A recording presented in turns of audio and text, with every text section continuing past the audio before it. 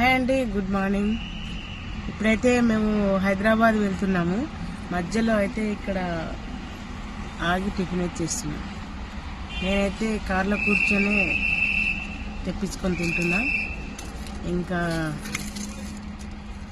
వడ, బయట ఫుడ్ తినద్దు కానీ తప్పదు. ఎప్పుడైనా ఇట్లాంటి పరిస్థితిలో ఎమర్జెన్సీగా అర్జెంటుగా వెళ్ళాలనుకున్నప్పుడు మాత్రం తప్పదు. నేనైతే వడ అయితే తెప్పించుకున్నా. తినక అయితే తప్పదు. బయటికి వెళ్తున్నప్పుడు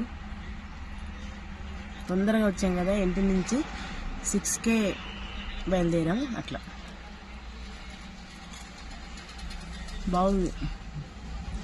అయితే తప్పదు, తినాలి కదా.